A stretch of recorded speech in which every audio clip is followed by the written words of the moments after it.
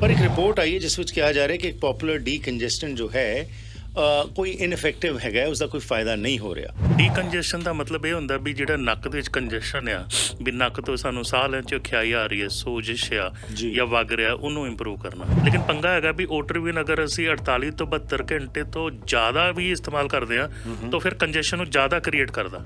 Right. ਸੋ ਕਾਫ cold ਮਤਲਬ ਇਕੱਠਾ ਮਤਲਬ ਇਹਦੇ ਨਾਲ ਕਰ ਦੋ। ਸੋ ਲੋਕੀ ਲਈ ਜਾਂਦੇ, ਲੇਕਿਨ ਮੈਂ ਫਿਰ ਦੱਸਣਾ ਚਾਹੁੰਦਾ ਵੀ ਅਸੀਂ ਵਾਇਰਲ ਇਲਨੈਸ ਤੋਂ ਕਦੇ ਵੀ 100% ਮੁਕਤ ਨਹੀਂ ਹੋਵਾਂਗੇ। ਕਿਉਂ ਨਹੀਂ ਸਰਕਾਰਾਂ ਫਿਰ ਇਹਨਾਂ ਦੇ ਉੱਤੇ ਐਕਸ਼ਨ ਲੈ ਰਹੀਆਂ? ਕੀ ਐਡਾ ਵੱਡਾ ਇਹਨਾਂ ਦਾ ਫਾਰਮਸ ਜਿਹੜੀ ਇੱਕ ਨੈਕਸਸ ਹੈਗਾ, ਸਟਰੋਂਗ ਹੈ, ਜਿਹੜੇ ਖਿਲਾਫ ਇਹ ਸਰਕਾਰਾਂ ਸਟਰੋਂਗ ਨਹੀਂ ਐਕਸ਼ਨ ਲੈ ਸਕਦੀਆਂ, ਜਾਂ ਕੀ ਕਾਰਨ? ਇਸ ਵਾਰ ਸਾਡੇ ਨਾਲ ਡਾਕਟਰ ਪ੍ਰਗਟ ਸਿੰਘ ਭੁਰਜੀ ਜੀ ਹੈਲਥ ਇਜ਼ ਵੈਲਥ ਸੈਗਮੈਂਟ ਵਿੱਚ ਸਾਂਝ ਪਾਉਣਗੇ। ਆਮ ਤੌਰ 'ਤੇ ਛਾਤੀ ਜਾਂ ਨਜ਼ਲਾ ਹੋ ਜਾਏ ਜਾਂ ਕੋਈ ਪ੍ਰੋਬਲਮ ਆਏ ਤਾਂ ਅਸੀਂ ਡੀਕੰਜੈਸਟੈਂਟ ਲੈਂਦੇ ਹੈਗੇ ਹਾਂ। ਪਰ ਇੱਕ ਰਿਪੋਰਟ ਆਈ ਹੈ ਜਿਸ ਵਿੱਚ ਕਿਹਾ ਜਾ ਰਿਹਾ ਕਿ ਇੱਕ ਪੋਪੂਲਰ ਡੀਕੰਜੈਸਟੈਂਟ ਜੋ ਹੈ ਕੋਈ ਇਨਫੈਕਟਿਵ ਹੈਗਾ, ਉਸਦਾ ਕੋਈ ਫਾਇਦਾ ਨਹੀਂ ਹੋ ਰਿਹਾ। ਕਿਹਾ ਜਾ ਰਿਹਾ ਹੈ ਕਿ ਐਡਵਾਈਜ਼ਰਸ ਜਿਹੜੇ ਫੂਡ ਐਂਡ ਡਰੱਗ ਐਡਮਿਨਿਸਟ੍ਰੇਸ਼ਨ ਦੇ ਨੇ, ਉਹਨਾਂ ਨੇ ਯੂਨੈਨਿਮਸਲੀ ਵੋਟ ਕੀਤਾ ਕਿ ਫਾਈਨਲ ਐਫਰਾਈਨ ਜੋ ਹੈ ਇਨਫੈਕਟਿਵ ਹੈ। ਕੀ ਹੈ ਫੈਨਾਈਲ ਐਫਰਾਈਨ ਅਤੇ ਕੀ ਇਹ ਪਲੇਸੇਬੋ ਵਾਂਗੂ ਕੰਮ ਕਰਦਾ ਹੈ ਜਾਂ ਇਸ ਦਾ ਕੋਈ ਇੰਪੈਕਟ ਪੈਂਦਾ ਹੈ? ਆਓ ਇਸ ਬਾਰੇ ਅੱਜ ਗੱਲਬਾਤ ਕਰਦੇ ਹਾਂ ਡਾਕਟਰ ਪ੍ਰਗਟ ਸਿੰਘ ਭੁਰਜੀ ਜੀ ਨਾਲ। ਡਾਕਟਰ ਸਾਹਿਬ ਜੀ ਆਇਆਂ ਨੂੰ ਸਤਿ ਸ਼੍ਰੀ ਅਕਾਲ ਜੀ। ਬਹੁਤ ਬਹੁਤ ਧੰਨਵਾਦ ਹਰਪ੍ਰੀਤ ਜੀ, ਤੇ ਸਾਰੇ ਦੇਖਣ ਵਾਲੇ ਸੁਣਨ ਵਾਲਿਆਂ ਨੂੰ ਪਿਆਰ ਭਰੀ ਸਤਿ ਸ਼੍ਰੀ ਅਕਾਲ, ਨਮਸਤੇ, ਸਲਾਮ, ਆਦਾਬ, ਕੇਮਸ਼ੋ, ਕਸਾ, ਸਲੋ, ਬੰਜਰ, ਬੂਨਸ ਡਾਇਸ। ਵਾਹਿਗੁਰੂ ਜੀ ਕਾ ਖਾਲਸਾ, ਵਾਹਿਗੁਰੂ ਜੀ ਕੀ ਫਤਿਹ। ਫਤਿਹ ਜੀ ਫਤਿਹ। ਡਾਕਟਰ ਸਾਹਿਬ, ਇਹ ਕੰਜੈਸਟੈਂਟਸ ਜਿਹੜੇ ਨੇ, ਡੀਕੰਜੈਸਟੈਂਟ ਜਿਹੜੇ ਅਸੀਂ ਲੈਂਦੇ ਹੈਗੇ ਆ, ਕੀ ਹੁੰਦਾ ਕੀ ਹੈ ਇਹਦਾ 'ਚ? ਜਿਹੜੀ ਅਸੀਂ ਚੀਜ਼ ਆਮ ਤੌਰ 'ਤੇ ਸਿਰਪ ਹੁੰਦੇ ਨੇ, ਜ਼ਿਆਦਾਤਰ ਕਿਹਾ ਜਾਂਦਾ ਹੈ, ਇਹ ਅਸੀਂ ਲੈਂਦੇ ਹਾਂ ਅਤੇ ਅਸੀਂ ਮਹਿਸੂਸ ਕਰਦੇ ਹਾਂ ਕਿ ਜੀ ਸਾਨੂੰ ਫਰਕ ਪੈ ਰਿਹਾ ਹੈਗਾ। ਪਰ ਇਹ ਜਿਹੜੀ ਰਿਪੋਰਟ ਆ ਰਹੀ ਹੈ ਇੱਕ ਫਾਈਨਲ ਐਫਰਾਈਨ ਦੇ ਬਾਰੇ, ਇਹ ਕੀ ਹੈ ਕੀ ਜੀ? ਫੂਡ ਐਂਡ ਡਰੱਗ ਐਡਮਿਨਿਸਟ੍ਰੇਸ਼ਨ ਜਿਹੜਾ US ਹੈ, ਉਹਨਾਂ ਨੇ ਬਹੁਤ ਵੱਡੀ ਸਟੱਡੀ ਕੰਡਕਟ ਕੀਤੀ ਪਿਛਲੇ ਸਾਲ, ਉਹਨਾਂ ਨੇ ਪੂਰਾ ਲਾਇਆ ਅਤੇ ਉਹਨਾਂ ਨੇ ਦੇਖਿਆ ਵੀ ਜਿਹੜੇ ਓਵਰ ਦਾ ਕਾਊਂਟਰ ਅਸੀਂ ਲੈ ਰਹੇ ਹਾਂ ਡੀਕੰਜੈਸਨ, ਕੈਪਸੂਲ ਵੀ ਮਿਲਦੇ ਆ, ਗੋਲੀਆਂ ਵੀ ਮਿਲਦੀਆਂ, ਸਿਰਪ ਵੀ ਮਿਲਦਾ, ਕਈ ਵਾਰ ਟਾਇਲਨੋਲ ਦੇ ਨਾਲ ਵੀ ਅਟੈਚਡ ਹੁੰਦਾ, ਐਡਵਿਲ ਦੇ ਨਾਲ ਵੀ ਅਟੈਚਡ ਹੁੰਦਾ ਹੈ ਡੀਕੰਜੈਸਨ। ਡੀਕੰਜੈਸ਼ਨ ਦਾ ਮਤਲਬ ਇਹ ਹੁੰਦਾ ਵੀ ਜਿਹੜਾ ਨੱਕ ਦੇ ਵਿੱਚ ਕੰਜੈਸ਼ਨ ਆ, ਵੀ ਨੱਕ ਤੋਂ ਸਾਨੂੰ ਸਾਹ ਲੈਣ 'ਚ ਔਖਿਆਈ ਆ ਰਹੀ ਹੈ, ਸੋਜਿਸ਼ ਆ ਜਾਂ ਵਗ ਰਿਹਾ, ਉਹਨੂੰ ਇੰਪਰੂਵ ਕਰਨਾ, ਵੀ ਉਹਦਾ ਕੰਜੈਸ਼ਨ ਰਿਮੂਵ ਕਰਨਾ। ਅਤੇ ਲੈਬ ਦੇ ਵਿੱਚ ਤਾਂ ਫਿਨਾਈਲਐਫਰਿਨ ਜਿਹੜੀ ਦਵਾਈ ਤੁਸੀਂ ਮੈਂਸ਼ਨ ਕੀਤਾ, ਉਹ ਬਹੁਤ ਵਧੀਆ ਕੰਮ ਕਰਦੀ ਆ ਜੀ। ਬਟ ਜਦੋਂ ਉਹਨਾਂ ਨੇ ਦੇਖਿਆ ਵੀ ਅਸੀਂ ਸਿਰਪ ਲੈ ਲਿੱਤਾ, ਕੈਪਸੂਲ ਗੋਲੀ ਲੈ ਲਿੱਤੀ, ਉਹ ਆਲਮੋਸਟ ਸਾਰੀ ਦੀ ਸਾਰੀ ਲਿਵਰ 'ਚ ਜਾ ਕੇ ਡਿਸਟਰੋਏ ਹੋ ਜਾਂਦੀ ਹੈ। ਸੋ ਨੱਕ ਤੱਕ ਸਮਾਨ ਨਹੀਂ ਅੱਪੜਦਾ। ਵੀ ਇੱਕ ਮਨ ਨੂੰ ਤਸੱਲੀ ਹੋ ਗਈ ਵੀ ਅਸੀਂ ਦਵਾਈ ਲਿੱਤੀ ਆ, ਵੀ ਅਸੀਂ ਠੀਕ ਹੋਣਾ। ਹੁਣ ਦੇਖੋ ਫਲੂ ਸੀਜ਼ਨ ਆਲਮੋਸਟ ਸਟਾਰਟ ਹੋ ਰਿਹਾ। ਮੈਂ ਆਲਰੇਡੀ ਪਿਛਲੇ ਹਫਤੇ ਤੋਂ ਕਲੀਨਿਕ 'ਚ ਵੀ ਦੇਖ ਰਿਹਾ, ਬੱਚੇ ਹੁਣ ਸਕੂਲਾਂ 'ਚ ਗਏ ਆ, ਇੱਕ ਦੂਜੇ ਨਾਲ ਵਾਇਰਸ ਸ਼ੇਅਰ ਕਰ ਰਹੇ ਆ ਅਤੇ ਵਾਇਰਲ ਇਲਨੈਸ ਸ਼ੁਰੂ ਹੋ ਗਿਆ। ਸੋ ਉੱਦਾਂ ਹੀ ਹੁਣ ਆਉਣ ਵਾਲੇ ਕੁਛ ਮਹੀਨਿਆਂ ਵਾਸਤੇ, ਖਾਸ ਕਰਕੇ ਮਾਰਚ ਅਪ੍ਰੈਲ ਤੱਕ, ਆ ਜਿਹੜਾ ਖੰਘ, ਰੇਸ਼ਾ, ਜ਼ੁਕਾਮ, ਨੱਕ ਬੰਦ ਹੋ ਜਾਣਾ, ਨੱਕ ਕੰਜੈਸ਼ਨ ਹੋ ਜਾਣਾ, ਨੱਕ ਤੋਂ ਬਰੀਥਿੰਗ ਦੀ ਪ੍ਰੋਬਲਮ, ਇਹ ਬੜੀ ਕਾਮਨ ਹੈਗੀ ਆ। ਰਾਈਟ। ਹੁਣ ਇਸ ਤੋਂ ਪਹਿਲਾਂ ਐਂਟਰੀ ਕਰਨ ਤੋਂ ਪਹਿਲਾਂ ਮੈਂ ਦੱਸਣਾ ਚਾਹੁੰਦਾ ਵੀ ਸਾਡਾ ਜਿਹੜਾ ਨੱਕ ਹੈਗਾ, ਇਹਦੇ ਵਿੱਚ ਮਿਲੀਅਨਸ ਆਫ ਸੈੱਲਸ ਹੈਗੇ ਆ, ਔਰ ਹਰ ਸੈੱਲ ਦੇ ਉੱਤੇ ਇੱਕ ਸੂਖਸ਼ਮ, ਇੱਕ ਸੀਲੀਆ ਕਹਿੰਦੇ ਆ, ਬਾਲ ਵਾਂਗਰ ਚੀਜ਼ ਹੈਗੀ ਜਿਹੜੀ ਉਹਨੂੰ ਕਲੀਨ ਕਰਦਾ ਰਹਿੰਦਾ ਜੀ। ਔਰ ਥੋੜ੍ਹੀ ਸਕਰੀਸ਼ਨ ਸਾਡੀ ਸਾਈਨਸ ਤੋਂ ਹੁੰਦੀ ਆ। ਇੱਥੇ ਮੈਗਜ਼ਿਲਰੀ ਆ, ਫਰੰਟਲ ਆ, ਮੈਗਜ਼ਿਲਰੀ ਆ, ਅੱਖਾਂ ਦੇ ਥੱਲੇ ਹੈਗੇ ਸਪੀਨੋਇਡ ਅਤੇ ਐਥਮੋਇਡ, ਮਤਲਬ 8 ਸਾਈਨਸਿਸ ਆ 4 ਪੇਅਰਸ ਦੇ ਵਿੱਚ। ਉਹਦੇ ਵਿੱਚ ਉਹ ਖੋਖਲਾਪਨ ਰੱਖਦੇ ਹੱਡੀਆਂ ਨੂੰ, ਤਾਂ ਕਿ ਸਾਡਾ ਵੇਟ ਜਿਹੜਾ ਹੈਗਾ ਜ਼ਿਆਦਾ ਨਾ ਹੋਏ, ਔਰ ਇੱਥੋਂ ਸਕਰੀਸ਼ਨ ਬਣ ਕੇ ਉਹ ਨੱਕ ਦੇ ਵਿੱਚ ਹੀ ਆ ਕੇ ਜਿਹੜਾ ਸਾਡਾ ਨੱਕ ਦਾ ਜਿਹੜਾ ਸਕਰੀਸ਼ਨ, ਜਿਹਨੂੰ ਆਪਾਂ ਸੀਂਡ ਕਹਿੰਦੇ ਜਾਂ ਜੋ ਵੀ ਕਹਿੰਦੇ, ਉਹ ਬਣਦਾ। ਇਹ ਨੈਚੁਰਲ ਪ੍ਰੋਸੈਸ ਹੈ ਜੀ। ਹੁਣ ਇਹਦੀ ਜਿਹੜੀ ਨੱਕ ਦੀ ਜਾਣਕਾਰੀ ਹੈਗੀ ਆ, ਸਾਇੰਸ ਨੂੰ ਵੀ ਪਤਾ ਅਤੇ ਯੋਗਾ ਵਾਲਿਆਂ ਨੂੰ ਵੀ ਪਤਾ ਸੀ। ਪਤੰਜਲੀ ਨੇ ਬਹੁਤ ਵਰੇ ਪਹਿਲੋਂ ਹੀ, ਜਦੋਂ ਪਤੰਜਲੀ ਯੋਗ ਸ਼ਾਸਤਰ ਲਿਖਿਆ, ਉਦੋਂ ਨੱਕ ਦੀ ਬਾਰੇ ਉਹਨੇ ਬਹੁਤ ਵੱਡੀ ਗੱਲ ਕੀਤੀ ਵੀ ਲੈਫਟ ਨੋਸਟਰਲ ਨੂੰ ਈੜਾ ਕਹਿੰਦੇ ਆ ਅਤੇ ਰਾਈਟ ਨੂੰ ਕਹਿੰਦੇ ਪਿੰਗਲਾ। ਈੜਾ ਔਰ ਪਿੰਗਲਾ ਦੇ ਕੰਬੀਨੇਸ਼ਨ ਦੇ ਨਾਲ ਤੁਹਾਡੀ ਬਰੀਥਿੰਗ ਦਾ ਚੱਲਣਾ, ਔਰ ਸੁਖਮਨਾ ਕਹਿੰਦੇ ਆ ਮਿਡਲ 'ਚ। ਗੁਰਬਾਣੀ ਨੇ ਵੀ ਇਹਦੀ ਗੱਲ ਕੀਤੀ ਹੈ, ਭਗਤ ਬਹਿਣੀ ਹੋਣਾ ਨੇ, ਈੜਾ, ਪਿੰਗਲਾ ਔਰ ਸੁਖਮਨਾ, ਤੀਨ ਬਸੇ ਇੱਕ ਥਾਂ। ਹੁਣ ਜਿਹੜਾ ਨੈਚੁਰਲ ਪ੍ਰੋਸੈਸ ਨੱਕ ਦਾ ਹੈਗਾ, ਉਹ ਹੈਗਾ ਵੀ 20-25 ਮਿੰਟ ਇੱਕ ਸਾਈਡ ਚੱਲੂਗਾ, ਦੂਜਾ ਸਾਈਡ ਰੈਸਟ ਕਰੂਗਾ ਕਲੀਨ ਅਪ ਵਾਸਤੇ, ਫਿਰ ਉਹ ਖੁੱਲੂਗਾ ਅਤੇ ਉਹ ਬੰਦ ਹੋਊਗਾ। ਸੋ ਇਹ ਤਾਂ ਨੈਚੁਰਲ ਪ੍ਰੋਸੈਸ ਆ। ਸੋ ਕਈ ਵਾਰ ਲੋਕਾਂ ਨੂੰ ਭੁਲੇਖਾ ਪੈ ਜਾਂਦਾ ਵੀ ਮੇਰਾ ਨੈਕ ਬਲੌਕ ਹੈਗਾ, ਬਟ ਐਕਚੁਅਲੀ ਉਹ ਤਾਂ ਨੈਚੁਰਲ ਪ੍ਰੋਸੈਸ ਹੈਗਾ। ਹੁਣ ਗੱਲ ਆਈ ਵੀ ਜਦੋਂ ਹੁਣ ਸਾਨੂੰ ਫਲੂ ਹੋਇਆ, ਜਿਹੜੇ ਸਾਡੇ ਨੱਕ ਦੇ ਅੰਦਰਲੇ ਮਿਊਕੋਸਲ ਸੈੱਲ ਆ, ਉਹ ਸਵੈਲਅਪ ਹੋਏ, ਫਾਈਟ ਕਰ ਰਹੇ ਇਨਫੈਕਸ਼ਨ, ਸੈਕਰੀਸ਼ਨਸ ਜ਼ਿਆਦਾ ਹੋ ਗਿਆ, ਥਿਕ ਹੋ ਗਿਆ, ਕਲੌਗ ਹੋ ਗਿਆ, ਤੇ ਟ੍ਰੈਡੀਸ਼ਨਲੀ ਲੋਕੀ ਬਿਲੀਅਨਸ ਆਫ ਡਾਲਰ ਖਰਚ ਕਰਕੇ ਦਵਾਈਆਂ ਲੈਂਦੇ ਰਹੇ ਔਰ ਇਹ ਦਵਾਈਆਂ ਐਕਚੁਅਲੀ ਸੇਫ ਹੈਗੀ, ਇਹਨਾਂ ਦਾ ਇੰਨਾ ਕੋਈ ਸਾਈਡ ਇਫੈਕਟ ਨਹੀਂ ਹੈਗਾ। ਰਾਈਟ। ਇਸ ਲਈ ਹਾਲਾਂਕਿ FDA ਨੇ ਸਟੱਡੀ ਕੀਤੀ ਆ ਵੀ ਇਹ ਪਲੇਸੀਬੋ ਹੀ ਆ, ਭਾਵੇਂ ਉਹਨਾਂ ਨੂੰ ਮਿੱਠੀਆਂ ਗੋਲੀਆਂ ਦੇ ਦਿਓ ਜਾਂ ਦਵਾਈ ਦੇ ਦਿਓ, ਉਹਨਾਂ ਦਾ ਬਿਲੀਫ ਸਿਸਟਮ ਹੈਗਾ, ਅਸਰ ਸੇਮ ਹੀ ਹੋਣਾ। ਹੈਲਥ ਕੈਨੇਡਾ ਵੀ ਇਹਨੂੰ ਰਿਵਿਊ ਕਰ ਰਹੀ ਹੈ ਤੇ ਬੜੀ ਛੇਤੀ ਇੱਥੇ ਵੀ ਗਾਈਡਲਾਈਨ ਆ ਜਾਣੇ ਆ ਵੀ ਇਹ ਦਵਾਈਆਂ ਜਿਹੜੀਆਂ ਹੈਗੀਆਂ ਇਹਨਾਂ ਦਾ ਕੋਈ ਅਸਰ ਨਹੀਂ ਹੈਗਾ। ਰਾਈਟ। ਲੇਕਿਨ ਅਜੇ FDA ਉਹਨੂੰ ਪੁਸ਼ ਨਹੀਂ ਕਰ ਰਹੀ ਵੀ ਸ਼ੈਲਫ ਤੋਂ ਤੁਸੀਂ ਚੱਕ ਲਓ, ਵੀ ਹੌਲੀ ਹੌਲੀ ਫੇਜ਼ ਆਊਟ ਤਾਂ ਹੋ ਜਾਣੇ ਆ, ਕਿਉਂਕਿ ਲੋਕਾਂ ਨੂੰ ਪਤਾ ਲੱਗ ਗਿਆ ਵੀ ਇਹਨਾਂ ਦੇ ਵਿੱਚ ਕੁਝ ਹੈ ਨਹੀਂ। ਹੁਣ ਤੁਹਾਡਾ ਨੱਕ ਦਾ ਸਿਲਸਿਲਾ ਤੇ ਕਰੀਏ ਕਿ ਉਸ ਸਿਲਸਿਲੇ ਨੂੰ ਕਿੱਦਾਂ ਦੂਰ ਕਰੀਏ ਜੀ। ਬੜਾ ਸੌਖਾ ਤਰੀਕਾ ਮੈਨੂੰ ਚੇਤਾ, ਜਦੋਂ ਸਾਨੂੰ ਵੀ ਵਾਇਰਲ ਇਲਨੈਸ ਹੁੰਦਾ ਸੀ, ਸਾਡੀ ਬੀਬੀ ਜਿਹੜੀ ਹੈਗੀ ਉਹ ਤੱਤਾ ਪਾਣੀ ਜਿਹੜਾ ਹੈਗਾ ਭਾਫ ਦਾ ਤੇ ਉੱਤੋਂ ਚਾਦਰ ਜੀ ਦੇ ਦਿੰਦੇ ਸੀ, 10-15 ਮਿੰਟ 'ਚ ਨੱਕ ਕਲੀਅਰ ਹੋ ਜਾਂਦਾ ਸੀ। ਜੀ ਜੀ। ਹੁਣ ਉੱਦਾਂ ਵੀ ਤਾਂ ਵਾਇਰਲ ਇਲਨੈਸ ਹਫ਼ਤੇ 10 ਦਿਨ 'ਚ ਠੀਕ ਹੋਣਾ ਹੀ ਹੋਣਾ, ਇਹ ਥੋੜਾ ਕੁਝ 6 ਮਹੀਨੇ ਰਹਿਣਾ। ਬਿਲਕੁਲ। ਦੂਜਾ ਹੈਗਾ ਵੀ ਜਿਹੜਾ ਸੈਲਿਨ ਰਿੰਸ ਹੁੰਦਾ, ਲੂਣ ਵਾਲਾ ਪਾਣੀ ਹੁੰਦਾ, ਉਹ ਯੂਜ਼ ਕੀਤਾ ਜਾ ਸਕਦਾ। ਅਸੀਂ ਨਿੱਕੇ ਨਿੱਕੇ ਬੱਚਿਆਂ 'ਚ ਵੀ ਯੂਜ਼ ਕਰਦੇ ਸੈਲਿਨੈਕਸ, ਜਿਹਨੂੰ ਕਹਿੰਦੇ SALINEX, ਓਵਰ ਦਾ ਕਾਊਂਟਰ ਮਿਲ ਜਾਂਦਾ, ਜਿਹੜੇ ਮਰਜ਼ੀ ਬ੍ਰਾਂਡ ਦਾ ਲੈ ਲਓ। ਨਹੀਂ ਤੇ ਤੁਹਾਡਾ ਆਪ ਦਾ ਡਿਸਟਿਲ ਵਾਟਰ ਮਾੜੀ ਜਿਹੀ ਚੁੰਡੀ ਜੀ ਉਹਦੇ 'ਚ ਲੂਣ ਦੀ ਪਾ ਲਓ, ਤੁਹਾਡਾ ਸੈਲਿਨ ਡ੍ਰੌਪ ਘਰ ਦੇ ਬਣ ਗਿਆ। ਰਾਈਟ। ਤੀਜੀ ਗੱਲ ਹੁੰਦੀ ਹੈ ਵੀ ਜਿਵੇਂ ਨੇਜ਼ਲ ਡੀਕੰਜੈਸਟੈਂਟ ਕੰਮ ਕਰਦੇ ਆ, ਜਿਨ੍ਹਾਂ 'ਚ ਫਿਨਾਈਲੈਫਰਿਨ ਹੈਗੀ ਆ, ਉਹ ਵੀ ਓਵਰ ਦਾ ਕਾਊਂਟਰ ਮਿਲ ਜਾਂਦੇ ਆ। ਬਹੁਤ ਵੱਡਾ ਨਾਂ ਹੈਗਾ ਓਟਰੀਵਿਨ, OTRIVN, ਉਹ ਵੀ ਨੱਕ ਨੂੰ ਖੋਲ ਦਿੰਦਾ। ਲੇਕਿਨ ਪੰਗਾ ਹੈਗਾ ਵੀ ਓਟਰੀਵਿਨ ਅਗਰ ਅਸੀਂ 48 ਤੋਂ 72 ਘੰਟੇ ਤੋਂ ਜ਼ਿਆਦਾ ਵੀ ਇਸਤੇਮਾਲ ਕਰਦੇ ਹਾਂ ਤਾਂ ਫਿਰ ਕੰਜੈਸ਼ਨ ਨੂੰ ਜ਼ਿਆਦਾ ਕ੍ਰੀਏਟ ਕਰਦਾ। ਓਕੇ। ਉਹਨੂੰ ਕਹਿੰਦੇ ਰਾਈਨਾਈਟਿਸ ਮੈਡੀਕਾਮੈਂਟੋਸ ਆ, ਸਾਡੇ ਮਤਲਬ ਬੁੱਕਾਂ 'ਚ ਲਿਖਿਆ ਵੀ 1-2 ਦਿਨ ਵਾਸਤੇ ਤੁਹਾਨੂੰ ਲੱਗਦਾ ਤੇ ਤੁਸੀਂ ਇੱਕ ਅੱਧਾ ਕਤਰਾ ਪਾ ਲਓ, ਉਹ ਕੰਮ ਕਰੂਗਾ ਲੋਕਲੀ। ਬਟ ਇੱਦਾਂ ਨਹੀਂ ਵੀ ਤੁਸੀਂ 10 ਦਿਨ 15 ਦਿਨ ਲਗਾਤਾਰ ਪਾਈ ਜਾਓ, ਹੁਣ ਉਹ ਹੋਰ ਖਰਾਬ ਕਰੂਗਾ ਫਿਰ। ਕਿਉਂਕਿ ਨੱਕ ਦਾ ਜਿਹੜਾ ਉਹਦਾ ਐਂਡੋਜੀਨਸ ਸਾਈਕਲ ਹੈ ਉਹ ਖਰਾਬ ਹੋ ਜਾਂਦਾ ਜਿਹੜਾ ਆਪਾਂ ਇੱਦਾਂ ਕਰਦੇ ਹਾਂ। ਤੀਜੀ ਹੁੰਦੀ ਹੈ ਵੀ ਕਈਆਂ ਦੇ ਨੱਕ ਦੇ ਸੋਜਸ਼ ਇੰਨੀ ਜ਼ਿਆਦਾ ਵੀ ਉਹਨਾਂ ਦਾ ਬੁਰਾ ਹਾਲ ਆ, ਬੌਂਕੇ ਦਿਹਾੜੇ ਉਹਨਾਂ ਕੋਲ ਨੱਕ ਤੋਂ ਸਾਹ ਨਹੀਂ ਲਿੱਤਾ ਜਾਂਦਾ, ਤੇ ਅਸੀਂ ਫਿਰ ਨੇਜ਼ਲ ਸਟੀਰੋਇਡ ਸਪਰੇ ਦਿੰਦੇ ਹਾਂ ਥੋੜ੍ਹੇ ਟਾਈਮ ਵਾਸਤੇ।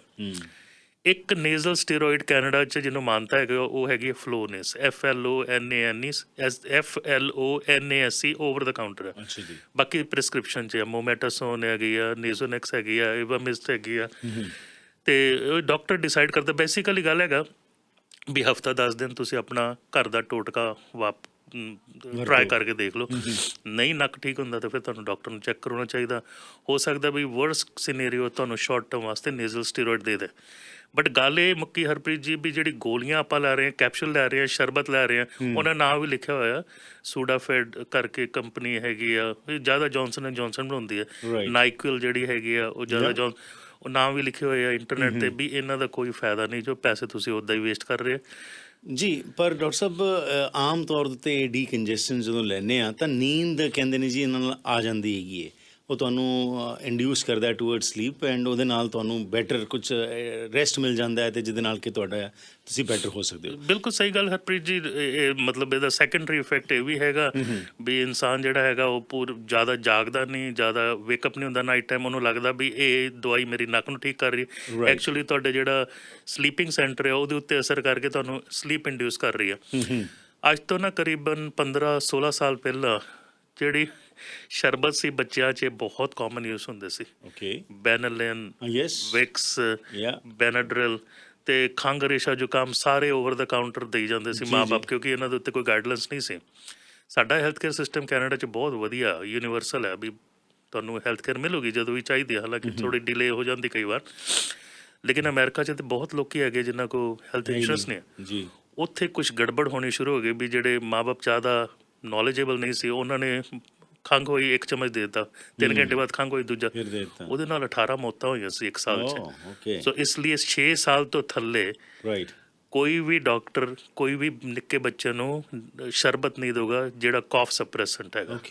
ਕਾਫ ਤਾਂ ਸਾਡਾ ਬਾਇਓਲੋਜੀਕਲ ਫਿਜ਼ੀਓਲੋਜੀਕਲ ਮੈਕੈਨਿਜ਼ਮ ਹੈ, ਕੋਈ ਗੜਬੜ ਹੋਈ ਹੈ ਤਾਂ ਖੰਘ ਰਹੇ ਅਸੀਂ, ਹੈ ਨਾ, ਤੇ ਸਾਨੂੰ ਤਾਂ ਐਕਚੁਅਲੀ ਪ੍ਰੋਟੈਕਟ ਕਰ ਰਹੀ ਹੈ। ਖੰਘ ਕਰਕੇ ਰੇਸ਼ਾ ਮੂਵ ਹੋ ਰਿਹਾ ਤਾਂ ਕਿ ਅਸੀਂ ਹੀਲ ਹੋ ਰਹੇ ਹੈ ਸਾਰਾ ਮੋਸਟਲੀ ਵਾਇਰਸ ਤੋਂ। ਲੇਕਿਨ ਉਹਨੂੰ ਇਵੈਲੂਏਟ ਕਰਨਾ ਚਾਹੀਦਾ, ਕਈ ਵਾਰ ਨਿਮੋਨੀਆ ਵੀ ਹੋ ਸਕਦਾ, ਹੋਰ ਕੋਈ ਰੀਜ਼ਨ ਹੋ ਸਕਦਾ, ਐਸਮਾ ਵੀ ਹੋ ਸਕਦਾ। ਲੇਕਿਨ ਜਿਹੜਾ ਕਾਫ ਸਿਰਪ ਹੈ 6 ਐਂਡ ਬਿਲੋ ਜ਼ਰੂਰਤ ਹੀ ਨਹੀਂ ਹੈ।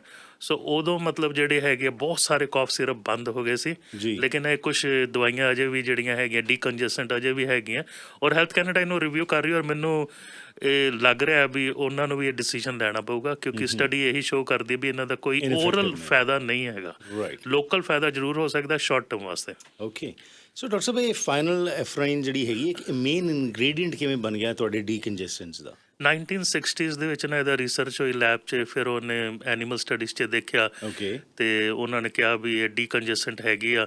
ਫਿਰ ਜਦੋਂ ਪਰਮਿਸ਼ਨ ਮਿਲੀ ਤੇ ਧੜਾਧੜ ਫਿਰ ਇਹਦੇ ਸਾਰੇ ਜਿਹੜੇ ਹੈਗੇ ਮੇਨ ਡਰਗ ਮੈਨੂਫੈਕਚਰ ਉਹਨਾਂ ਨੇ ਕੀਤਾ, ਔਰ ਬਿਲੀਅਨਸ ਆਫ ਡਾਲਰ ਜਿਹੜੇ ਹੈਗੇ ਆ ਇਹਦੇ ਵਿੱਚ ਕਮਾਏ ਜਾਂਦੇ ਆ। ਕੈਪਸੂਲ ਕਈ ਵਾਰ ਜਿੱਦਾਂ ਹੁੰਦੇ, ਕੋਈ ਤੁਹਾਨੂੰ ਬੁਖਾਰ ਵੀ ਹੈਗਾ, ਨੱਕ ਵੀ ਕੰਜਸਟਡ ਆ, ਤਾਂ ਉਹਨਾਂ ਨੇ ਕਿਹਾ ਵੀ ਠੀਕ ਹੈ, ਟਾਈਲਨੋਲ ਤੇ ਨਾਲ ਡੀਕੰਜੈਸ਼ਨ ਪਾ ਦਿਓ, ਆਈਬੂਪ੍ਰੋਫਨ ਤੇ ਨਾਲ ਡੀਕੰਜੈਸ਼ਨ ਪਾ ਦਿਓ। ਰਾਈਟ। ਸੋ ਕਾਫ ਕੋਲਡ ਮਤਲਬ ਇਕੱਠਾ ਮਤਲਬ ਇਹਦੇ ਨਾਲ ਕਰ ਦਿਓ। ਸੋ ਲੋਕੀ ਲਈ ਜਾਂਦੇ, ਲੇਕਿਨ ਮੈਂ ਫਿਰ ਦੱਸਣਾ ਚਾਹੁੰਦਾ ਵੀ ਅਸੀਂ ਵਾਇਰਲ ਇਲਨੈਸ ਤੋਂ ਕਦੀ ਵੀ 100% ਮੁਕਤ ਨਹੀਂ ਹੋਵਾਂਗੇ। ਔਰ ਜਿਹੜਾ ਰੈਸਪੀਰੇਟਰੀ ਵਾਇਰਸਿਸ ਆ, ਉਹ 3 ਮੇਨ ਹਾਵੀ ਜਿਹੜੇ ਵਾਇਰਸ ਹੈ, ਇੱਕ ਤਾਂ ਹੈਗਾ ਇਨਫਲੂਐਂਜ਼ਾ ਜਿਹਨੂੰ ਆਪਾਂ ਫਲੂ ਵਾਇਰਸ ਕਹਿੰਦੇ ਆ, ਉਹਦੇ ਲਈ ਤੁਹਾਡਾ ਟੀਕਾਕਰਨ ਹੈਗਾ ਜਿਹੜਾ ਤੁਹਾਨੂੰ ਵੱਡੀ ਮਾਤਰਾ 'ਚ ਪ੍ਰੋਟੈਕਟ ਕਰ ਸਕਦਾ ਜੀ। ਦੂਜਾ RSV ਹੈਗਾ, ਰੈਸਪੀਰੇਟਰੀ ਸਿੰਸੀਸ਼ਲ ਵਾਇਰਸ, ਜਿਹੜਾ 60+ ਵਾਸਤੇ ਹੁਣ ਟੀਕਾਕਰਨ ਮਨਜ਼ੂਰੀ ਹੈਗੀ ਆ। ਬੱਚਿਆਂ ਵਾਸਤੇ ਜੇ ਰਿਸਰਚ ਚੱਲ ਰਹੀ ਹੈ, ਸ਼ਾਇਦ ਉਹਦਾ ਵੀ ਟੀਕਾਕਰਨ ਆ ਜਾਵੇ। ਰਾਈਟ। ਤੇ ਤੀਜਾ ਕੋਵਿਡ ਹੈਗਾ, ਉਹ ਵੀ ਲੋ ਗ੍ਰੇਡ ਚੱਲ ਰਿਹਾ, ਭਾਵੇਂ ਜਿਹੜਾ ਵੀ ਰੂਪਾਂਤਰ ਹੋਵੇ 2.86 ਹੋਵੇ ਜਾਂ ਜੋ ਵੀ ਹੋਵੇ, ਸੋ ਉਹਦੇ ਲਈ ਵੀ ਟੀਕਾਕਰਨ ਹੈਗਾ। ਦੂਜਾ ਹੈਂਡ ਵਾਸ਼ਿੰਗ ਹੈਗਾ ਤੁਹਾਡੇ, ਮਤਲਬ ਅਗਰ ਤੁਹਾਨੂੰ ਫਲੂ ਹੈਗਾ, ਵਾਇਰਲ ਇਲਨੈਸ ਹੈਗਾ, ਕੁਛ ਦਿਨ ਤੁਸੀਂ ਛੁੱਟੀ ਲਓ। ਕੁਛ ਇੱਕ ਸਟੱਡੀਜ਼ 'ਚ ਆਇਆ ਸੀ ਵੀ ਜਿਹੜਾ ਲੋਕੀ ਚਿਕਨ ਸੂਪ ਲੈਂਦੇ ਹੈ ਨਾ, ਉਹ ਐਕਚੁਅਲੀ ਜ਼ਿਆਦਾ ਬੈਨੀਫਿਸ਼ੀਅਲ ਹੈਗਾ ਇਹਦੇ ਨਾਲੋਂ, ਡੀਕੰਜੈਸ਼ਨ ਨਾਲੋਂ। ਰਾਈਟ। ਸੋ ਘਰ ਦੇ ਮਾਮਲੇ ਜਿੱਦਾਂ ਅਦਰਕ ਵਾਲੀ ਚੀਜ਼ ਆਪਾਂ ਖਾਲਤੀ, ਅਦਰਕ ਵਾਲੀ ਚਾਹ ਪੀਲਦੀ, ਕਿਉਂਕਿ ਉਹ ਐਂਟੀ ਇਨਫਲੇਮੇਟਰੀ ਵੀ ਹੈਗਾ। ਜੀ। ਮੈਂ ਨਾ ਕਈ ਵਾਰ ਇੱਦਾਂ ਕਹਿੰਦਾ, ਦੇਖੋ ਹਰਪ੍ਰੀਤ ਜੀ, ਆਪਾਂ ਨਾ ਨੱਕ ਦੇ ਲਾਗੇ ਨਾ ਆਪਣਾ ਹੱਥ ਲੱਗ ਕੇ ਨਾ ਬਰੀਥ ਕਰੀਏ ਤੇ ਥੋੜਾ ਜਿਹਾ ਵਾਰਮ ਹੋਊਗਾ। ਜਿਹੜਾ ਵਾਰਮਥ ਹੈਗਾ ਐਕਚੁਅਲੀ ਨੱਕ ਨੂੰ ਹੀਲ ਕਰਦਾ। ਓਕੇ। ਤੁਸੀਂ ਉਹ ਵੀ ਟਰਾਈ ਕਰ ਸਕਦੇ ਹੋ। ਬੜੀ ਚੀਜ਼ਾਂ ਹੈਗੀਆਂ ਕੁਦਰਤੀ ਤੌਰ ਤੇ, ਔਰ ਇਹ ਟੈਂਪਰੇਰੀ ਗੱਲਾਂ, ਜਿਹੜਾ ਵਾਇਰਲ ਇਲਨੈਸਿਸ ਹੈਗਾ, ਔਰ ਤੁਹਾਡੀ ਬੋਡੀ ਦਾ ਇਮਿਊਨ ਸਿਸਟਮ ਸક્ષਮ ਹੈਗਾ ਉਹਨਾਂ ਨੂੰ ਫਾਈਟ ਕਰਨ ਵਾਸਤੇ, ਅਨਲੈਸ ਤੁਹਾਡੀ ਬੋਡੀ 'ਚ ਹੋਰ ਕੋਈ ਰੋਗ ਹੈਗਾ ਵੀ ਤੁਸੀਂ ਇਮਿਊਨੋਲੋਜੀਕਲੀ ਥੱਲੇ ਹੋ ਗਏ, ਤਾਂ ਵਾਇਰਸ ਜ਼ਿਆਦਾ ਹਾਵੀ ਹੋਏਗਾ। ਨੱਕ ਜਿਹੜਾ ਹੈਗਾ ਉਹਨੇ ਤੁਹਾਨੂੰ ਸਾਹ ਤਾਂ ਦੇਣਾ ਹੀ ਦੇਣਾ, ਉਹਦਾ ਉਹ ਨਿੱਜੀ ਕੰਮ ਹੈਗਾ, ਲੇਕਿਨ ਨੱਕ ਦੇ ਨਾਲ ਸਾਡਾ ਸੁਗੰਧ ਦੁਰਗੰਧ ਉਹਨੇ ਉਹ ਵੀ ਤੁਹਾਨੂੰ ਵਾਚ ਕੇ ਦੇਖਣਾ। ਤੁਹਾਨੂੰ ਕੋਈ ਪ੍ਰੋਬਲਮਸ ਹੈਗੀ, ਜਿੱਦਾਂ ਕੋਈ ਲੀਕੀ ਗੈਸਿਸ ਹੈ, ਉਸ ਤੋਂ ਦੂਰ ਲੈ ਕੇ ਜਾਣਾ ਵੀ ਤੁਹਾਡੀ ਸੇਫਟੀ ਵੀ ਰਵੇ, ਲੇਕਿਨ ਆਕਸੀਜਨ ਦਾ ਇੱਕੋ ਸਰੋਤ ਹੈਗਾ ਤੁਹਾਡਾ ਨੱਕ ਹੀ ਹੈ। ਐਬਸੋਲੂਟਲੀ। ਡਾਕਟਰ ਸਾਹਿਬ, 2011 ਦੇ ਵਿੱਚ ਕੈਨੇਡੀਅਨ ਪੀਡੀਆਟ੍ਰਿਕ ਸੁਸਾਇਟੀ ਨੇ ਕਿਹਾ ਸੀ ਫਾਈਨਲ ਐਫਰਾਈਨ ਦਾ ਜਿਹੜਾ ਇਸਤੇਮਾਲ, ਇਸ ਦੇ ਉੱਤੇ ਕੁਐਸਚਨ ਚੁੱਕਿਆ ਸੀ ਉਹਨਾਂ ਨੇ। ਉਸ ਸਮੇਂ ਡਾਕਟਰ ਮਾਈਕਲ ਰਾਈਡਰ ਹੈਗੇ ਸੀ ਕੋਈ, ਉਹਨਾਂ ਨੇ ਕੋ-ਆਥਰ ਕੀਤੀ ਇੱਕ ਸਟੇਟਮੈਂਟ, ਜਿਸ ਵਿੱਚ ਕਿ ਉਹਨਾਂ ਨੇ ਗਰੁੱਪ ਦੀ ਪੋਜੀਸ਼ਨ ਉਸ ਸਮੇਂ ਆਊਟਲਾਈਨ ਕੀਤੀ, ਅਤੇ ਉਹਦੇ 'ਚ ਉਹਨਾਂ ਨੇ ਕਿਹਾ ਸੀ our statement basically said common cold medications don't work, don't use them, ਉਹਨਾਂ ਨੇ ਕਿਹਾ ਸੀ। ਅਤੇ ਡਾਕਟਰ ਰਾਈਡਰ ਜਿਹੜੇ ਨੇ ਪ੍ਰੋਫੈਸਰ ਸਨ, ਜਿਹੜੇ ਸਪੈਸ਼ਲਾਈਜ਼ ਕਰਦੇ ਸਨ pediatric clinical pharmacology, western university London ਦੇ ਵਿੱਚ। ਕੋਈ ਐਵੀਡੈਂਸ ਨਹੀਂ ਹੈ ਕਿ ਇਹ ਕੰਮ ਨਹੀਂ ਕਰਦੇ। 2011 2023 12 ਸਾਲ ਵੀ ਬੀਤ ਗਏ। ਸੋ ਡਾਕਟਰਸ ਦੇ ਕਹਿਣ ਦੇ ਬਾਵਜੂਦ ਤੁਹਾਡੀ ਇਹ ਇੰਨੀ ਸਟਰੋਂਗ ਸੰਸਥਾ ਹੈਗੀ ਹੈ, ਕਿਉਂ ਨਹੀਂ ਸਰਕਾਰਾਂ ਫਿਰ ਇਹਨਾਂ ਦੇ ਉੱਤੇ ਐਕਸ਼ਨ ਲੈ ਰਹੀਆਂ? ਕੀ ਐਡਾ ਵੱਡਾ ਇਹਨਾਂ ਦਾ ਫਾਰਮਸ ਜਿਹੜੀ ਇਹ ਇੱਕ ਨੈਕਸਸ ਹੈਗਾ, ਸਟਰੋਂਗ ਹੈ, ਜਿਹੜੇ ਖਿਲਾਫ ਇਹ ਸਰਕਾਰਾਂ ਸਟਰੋਂਗ ਨਹੀਂ ਐਕਸ਼ਨ ਲੈ ਸਕਦੀਆਂ, ਜਾਂ ਕੀ ਕਾਰਨ ਹੈ? ਐਕਚੁਅਲੀ ਗੱਲ ਇੱਦਾਂ ਹੋ ਗਈ ਨਾ, 1960 ਤੇ ਜਦੋਂ ਇਹਨੂੰ ਮਾਨਤਾ ਮਿਲ ਗਈ ਫੂਡ ਐਂਡ ਡਰੱਗ ਐਡਮਿਨਿਸਟ੍ਰੇਸ਼ਨ ਤੋਂ, ਤੇ ਉਦੋਂ ਦਾ ਫਿਰ ਇਹ ਜਿਹੜੀਆਂ ਚੀਜ਼ਾਂ ਜਿਹੜੀਆਂ ਕਿ ਮਾਰਕੀਟ 'ਚ ਆਉਣੀਆਂ ਸ਼ੁਰੂ ਹੋ ਗਈਆਂ। ਜੀ। ਗੱਲ ਇਹ ਹੋਈ ਵੀ ਕਿਸੇ ਨੇ ਸਟੱਡੀ ਨਹੀਂ ਕੀਤੀ। ਜਿੱਦਾਂ ਆਪਾਂ ਪ੍ਰੋਗਰਾਮ ਕੀਤਾ ਸੀ ਦੋਵਾਂ ਨੇ, ਜਿਹੜਾ ਆਰਟੀਫਿਸ਼ੀਅਲ ਸਵੀਟਨਰ ਦਾ ਹੈ ਨਾ, ਜਿਹੜਾ ਰਿਸਕ ਹੈਗਾ, ਉਹ ਜਦੋਂ ਸਟੱਡੀ ਹੋਈ ਪਤਾ ਲੱਗਾ ਵੀ ਇਹ ਤਾਂ ਪੰਗੇ ਵਾਲੀ ਗੱਲ ਹੈ ਨਾ। ਸੋ ਹੁਣ ਰਿਸਰਚ ਹੋਈ ਤੇ ਲੱਗਾ ਵੀ ਇਹ ਤੇ ਪਲੈਸੀਬੋ ਹੈਗਾ। ਅਸੀਂ ਤਾਂ ਪਹਿਲੋਂ ਤੋਂ ਸ਼ੁਰੂ ਤੋਂ ਖੱਪ ਪਾ ਰਹੇ ਸੀ, ਕਿਉਂਕਿ ਮੈਨੂੰ ਪਤਾ ਵੀ ਜਦੋਂ ਮੈਂ ਪੀਡੀਆਟ੍ਰਿਕ ਸਟਾਰਟ ਕੀਤੀ ਨਾ, ਕੁਛ ਇੱਕ ਸਿਗਰਟ ਵਾਲੀ ਕੰਪਨੀਆਂ ਸਾਡੇ ਮੇਨ ਜਿਹੜੇ ਹੈਗੇ ਕਾਨਫਰੰਸ ਸਪਾਂਸਰ ਕਰਦੇ ਹੁੰਦੇ ਸੀ, ਤੇ ਉਹਨਾਂ ਦੇ ਬੈਨਰ ਲੱਗੇ ਹੁੰਦੇ ਸੀ, ਤੇ ਇੱਕ ਪਾਸੇ ਅਸੀਂ ਕਹਿੰਦੇ ਸੀ ਬੱਚਿਆਂ ਨੂੰ ਵੀ ਤੁਸੀਂ ਨਾ ਸਮੋਕ ਕਰੋ, ਦੂਜੇ ਪਾਸੇ ਸਾਡੀ ਸਾਰੀ ਫੰਡਿੰਗ ਉਹੀ ਕਰ ਰਹੇ ਸੀ। ਫਿਰ ਹੌਲੀ ਹੌਲੀ ਅਸੀਂ ਉਸ ਤੋਂ ਨਿਕਲੇ ਬਾਹਰ। ਕਈ ਚੀਜ਼ਾਂ ਨਾ ਅਚੇਤਪਣੇ 'ਚ ਇਨਸਾਨ ਕਰ ਜਾਂਦਾ, ਉਹਨੂੰ ਪਤਾ ਨਹੀਂ ਲੱਗਦੀਆਂ। ਲੇਕਿਨ ਸਰਕਾਰਾਂ ਨੂੰ ਅਸੀਂ ਫਿਰ ਕਹਾਂਗੇ ਵੀ ਜਿਹੜੀ ਸਾਡੀ ਨੈਸ਼ਨਲ ਐਡਵਾਈਜ਼ਰੀ ਕਮੇਟੀ ਹੈਗੀ ਆ ਇਨਫੈਕਸ਼ੀਅਸ ਡਿਜ਼ੀਜ਼ਸ, ਜਿਹਨੂੰ ਆਪਾਂ ਨਾਸੀ ਕਹਿੰਦੇ ਆ, ਉਹਨਾਂ ਦੀ ਗੱਲ ਜ਼ਰੂਰ ਮੰਨਣ। ਇਹ ਨਾਨ ਪੋਲੀਟੀਕਲ ਹੈਗਾ, ਸਾਇੰਟੀਫਿਕ ਬੇਸਿਸ ਹੈਗਾ। ਔਰ ਅਸੀਂ ਤਾਂ 15-20 ਸਾਲ ਤੋਂ, ਜਿੱਦਾਂ ਮੈਂ ਤੁਹਾਨੂੰ ਦੱਸਿਆ ਸੀ, ਅੱਜ ਤੋਂ ਕਰੀਬਨ 18 ਸਾਲ ਪਹਿਲਾਂ ਜਦੋਂ ਅਮਰੀਕਾ ਦੇ ਵਿੱਚ 18-19 ਮੌਤਾਂ ਹੋਈਆਂ ਸੀ ਓਰਲ, ਕਿਉਂਕਿ ਉਹ 'ਚ ਡੈਕਸਟਰੋਮਿਥੋਰਫਨ ਹੁੰਦਾ। ਇਹ ਮੋਰਫਿਨ ਦਾ ਹੀ ਇੱਕ ਸਿੰਥੈਟਿਕ ਪ੍ਰੋਡਕਟ ਹੁੰਦਾ, ਔਰ ਜਿੱਦਾਂ ਨਹੀਂ ਆਪਾਂ ਹੁਣ ਫੈਂਟਨਿਲ ਦਾ ਜਿਹੜੀ ਤਰਾਸਦੀ ਦੇਖ ਰਹੇ ਜੀ, ਹਾਂ ਜੀ। ਉਹ ਰੈਸਪੀਰੇਟਰੀ ਸੈਂਟਰ ਨੂੰ ਡਿਪਰੈਸ ਕਰ ਦਿੰਦਾ Okay. ਸੋ ਉਹਦੇ ਕਰਕੇ ਬੱਚਿਆਂ ਨੂੰ ਬੜੀ ਤਰਾਸਦੀ ਹੁੰਦੀ ਆ ਸੋ ਇਸ ਲਈ ਇਹ ਜਿਹੜੀ ਸਾਰੇ ਡੀਕੰਜੈਸਟੈਂਟ ਹੈਗੇ ਆ, ਇਹਨਾਂ ਦਾ ਕੋਈ ਫਾਇਦਾ ਨਹੀਂ ਹੈਗਾ ਰਾਈਟ ਜਿਹੜੇ ਟ੍ਰੈਡੀਸ਼ਨਲ ਮੈਥਡ ਹੈ ਉਹ ਜ਼ਿਆਦਾ ਕੰਮ ਕਰਦੇ ਆ ਠੀਕ। ਪੈਰੈਂਟਸ ਨੂੰ ਐਜੂਕੇਸ਼ਨ ਦੀ ਲੋੜ ਹੈਗੀ ਆ, ਉਹਨਾਂ ਨੂੰ ਥੋੜੀ ਪੇਸ਼ੈਂਸ ਦੀ ਲੋੜ ਹੈਗੀ ਆ। ਬੱਚੇ ਜਿਹੜੇ ਹੈਗੇ ਇਹਨਾਂ ਦੀ ਲਾਈਫ ਸਪੈਨ ਸਾਡੇ ਤੋਂ ਵਧੀਆ ਹੋਣੀ ਆ। ਜਾਪਾਨ 'ਚ ਹੁਣ ਆਲਰੇਡੀ 1 in 10 ਜਿਹੜਾ ਹੈਗਾ 80 ਸਾਲ ਤੋਂ ਉੱਤੇ ਹੋ ਗਿਆ, 10% ਉਹਨਾਂ ਦਾ ਪੋਪੂਲੇਸ਼ਨ 65 ਸਾਲ ਤੋਂ ਉੱਤੇ 30% ਆ। ਸੋ ਸਾਡੇ ਵੀ ਆਬਾਦੀ ਜਿਹੜੀ ਹੈਗੀ ਆ ਓਲਡ ਹੋ ਰਹੀ ਆ ਔਰ ਲਾਈਫ ਐਕਸਪੈਕਟੈਂਸੀ ਵੱਧ ਰਹੀ ਹੈ, ਆ। ਸੋ ਇਹ ਵਾਇਰਲ ਇਲਨੈਸਿਸ ਹਰ ਸਾਲ ਹੁੰਦੇ ਰਹਿਣਗੇ Right. ਤੇ ਪੈਸਾ ਖਰਚਣ ਦੀ ਇੰਨੀ ਲੋੜ ਨਹੀਂ ਹੈਗੀ। Right. ਬੋਡੀ ਆਪੇ ਹੀ ਹੀਲ ਕਰ ਲੈਂਦੀ ਹੈ। ਸੋ ਬਜਾਏ ਉੱਥੇ ਪੈਸੇ ਖਰਚਣੇ ਉਸ ਦੇ ਬਦਲੇ ਘਰ 'ਚ ਅਦਰਕ ਲੈ ਆਓ। ਤੁਸੀਂ ਇਸ ਜਿਹੜੇ ਘਰੇਲੂ ਟੋਟਕੇ ਦੱਸੇ ਨੇ ਉਹਨਾਂ ਦਾ ਇਸਤੇਮਾਲ ਕਰਕੇ ਤੁਸੀਂ ਬੈਟਰ ਹੋ ਸਕਦੇ ਜੀ ਜਿੱਦਾਂ ਪਾਣੀ ਉਬਾਲ ਕੇ ਮਾੜਾ ਜਿਹਾ ਲੂਣ ਪਾ ਲਓ, Right. 5 ਮਿੰਟ ਚਾਦਰ ਦੇ ਨਾਲ ਲੈ ਲਓ, ਉਹਦੇ ਨਾਲ ਹੀ ਨੱਕ ਜਿਹੜਾ ਕਲੀਨ ਹੋ ਜਾਂਦਾ। ਸੈਲਿਨ ਡ੍ਰੌਪਸ ਆਪਾਂ ਘਰ ਕ੍ਰੀਏਟ ਕਰ ਸਕਦੇ ਹਾਂ। Worse come worse maybe short term steroid ਦੇਣਾ ਪੈਂਦਾ। Right okay. ਅੱਛਾ ਡਾਕਟਰ ਸਾਹਿਬ ਇੱਕ ਹੋਰ ਹੈਗਾ ਸਿਊਡੋ ਐਫਿਡਰਾਈਨ। ਹਾਂਜੀ। ਇਹ ਕੀ ਹੁੰਦਾ ਹੈ ਜੀ?